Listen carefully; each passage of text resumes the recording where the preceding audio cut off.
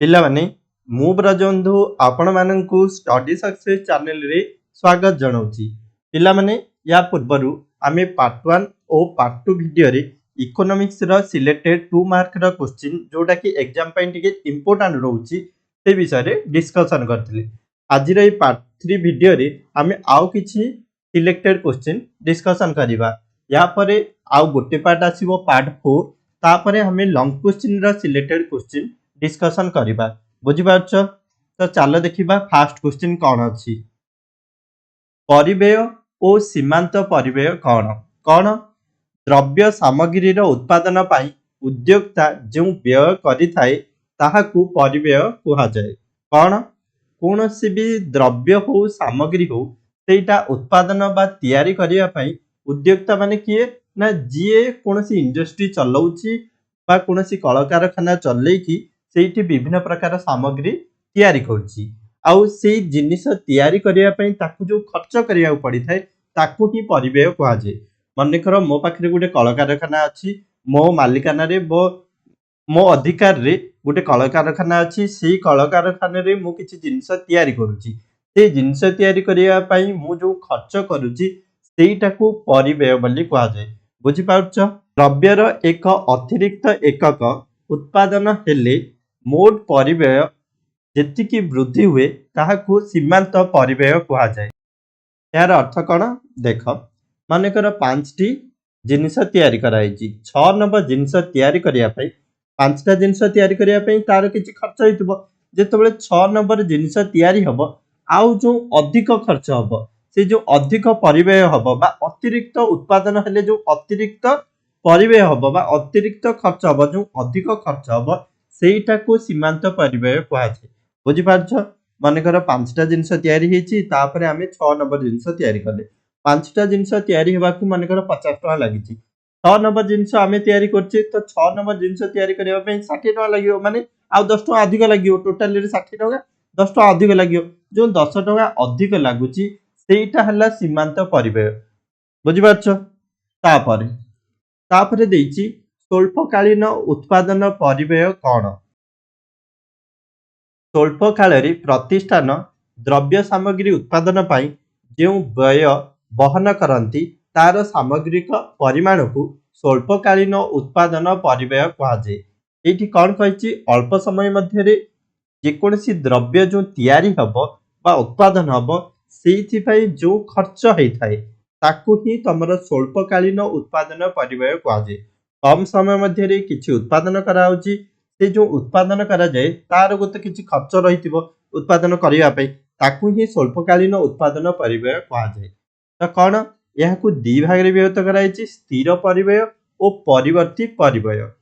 तो एठी स्थिर परिव्यय कौन परिवर्ती परिव्यय कौन। स्थिर परिव्यय कौन देख सपोज गोटे कल कारखाना अछि, कल कारखाना रे आमे कोनोसी भी जिनिस तैयारी करूचे, चप्पल फैक्ट्री अछि बा चप्पल कल कारखाना अछि, एथिरु चप्पल बाहरची निर्दिष्ट परिमाण रे चप्पल बाहरची। एठी कौन जे तार मालिक अछि से घर भड़ा दउथबो बा से घर रिपेयरिंग करूथबो घर भड़ा दउथबो। एटा कौन ना स्थिर परिव्यय माने घर भड़ा आज भी दबो काली भी दबो जे पर्यंत तार सेठी फैक्ट्री अछि से पर्यंत घर भड़ा दबो। किंतु परिवर्ती परिव्यय सेठी कौन हबो ना सेही मालिक केतोले तो कम कर्मचारी थिबे केतोले अधिक कर्मचारी रो संख्या अप डाउन ही थाए। ये जो अप डाउन हबो कर्मचारी संख्या तो एठी कौन हबो ताकू खर्च करिया को भी अधिक श्रमिक अछंती अधिक खर्च करिवो बा अधिक परिव्यय दबो आउ कम श्रमिक अछंती कम खर्च करिवो। एटा हला परिवर्ती परिव्यय जोटा कि चेंजेस ही थाए। स्थिर परिव्यय कौन जोटा कि स्थिर भाव रे रहि थाए जो खर्चटा स्थिर थाए सदाबेले समान थाए सेटा स्थिर परिव्यय। जो खर्च सदाबेले परिवर्तित ही थाए सेटा होची परिवर्ती परिव्यय। बुझी पारछ तापर 3 नंबर क्वेश्चन आमे देखिबा जातीय आय कौन बा काहाकू कुहा जाए। कौन कोनोसी निर्दिष्ट वर्ष रे एक अर्थव्यवस्था रे उत्पादित हेउथबा समस्त द्रव्य और सेवार मौद्रिक मूल्य को उक्त अर्थव्यवस्था रो जातीय आय कुहा जाए। यार अर्थ कौन गोटे निर्दिष्ट वर्ष नबा सेही वर्ष रे अर्थव्यवस्था रे हमर जेतिकी भी उत्पादित होउची द्रव्य आउ सेवा सब मिसेई देले तार मौद्रिक मूल्य को आमे जातीय आय कहूचे। एमिति साधारण भाବରେ କହିବାକୁ ଗଲେ କ'ଣ ଗୋଟିଏ ଦେଶର ବା ଭାରତର ହଉନା କାହିଁକି ପ୍ରତ୍ୟେକଟି ଦେଶର ସେଇ ଦେଶରେ କ'ଣ ବିଭିନ୍ନ ଦ୍ରବ୍ୟ ଉତ୍ପାଦିତ ହଉଛି। ମାନେ ଧାନ ଗହମଠୁ ଆରମ୍ଭ କରିକି ଚାଷ ଜାତୀୟ ଦ୍ରବ୍ୟ, କୃଷି ଜାତୀୟ ଦ୍ରବ୍ୟ, ତା ସହିତ କଳକାରଖାନାରୁ ବି ବିଭିନ୍ନ ଜିନିଷ ଉତ୍ପାଦିତ ହଉଛି। ଯେତେ ବି ହେଲା ଆଉ ଆମର ମାଟି ଭିତରୁ ବି ମିଳୁଛି କୋଇଲା, ପେଟ୍ରୋଲିୟମ, ଏଇ ସବୁଜିକ ଦ୍ରବ୍ୟକୁ ନେବା। ତା ସହିତ ଗୁଡାଏ ଲୋକ ରହୁଛନ୍ତି ସେଇ ଦେଶରେ, ସେଇ ଲୋକମାନେ ପ୍ରତ୍ୟେକ ଦିନ ପ୍ରତ୍ୟେକଟି ଲୋକ କିଛି କାର୍ଯ୍ୟ କରୁଛି, ମାନେ ସେ ଦେଶ ପାଇଁ ସେ ସେବା କରୁଛି। ତାର ମନେକର ଡକ୍ଟର ଅଛି, ଡକ୍ଟର କ'ଣ କରୁଛି ରୋଗୀକୁ ଟ୍ରିଟମେଣ୍ଟ କରୁଛି, ଟ୍ରିଟମେଣ୍ଟ କରିବା ଗୋଟେ ସେବା। ଶିକ୍ଷକ ଅଛି, ଶିକ୍ଷକତା କରୁଛି, ସେଇଟା ମଧ୍ୟ ସେବା।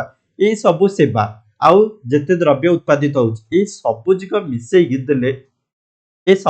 ମିଶେଇ ଦେଲେ ଯୋଉ ମୌଦ୍ରିକ ମୂଲ୍ୟ ରହିବ ବା ସେଇ ସବୁ ଜିନିଷର ଯୋଉ ମୂଲ୍ୟ ରହିବ, ମୁଦ୍ରା ଅନୁସାରେ ଯୋଉ ମୂଲ୍ୟ ରହିବ ତାହାକୁ ହିଁ ଜାତୀୟ ଆୟ କୁହାଯାଏ। ତାପରେ ଦେଖ ମୁଦ୍ରା କ'ଣ?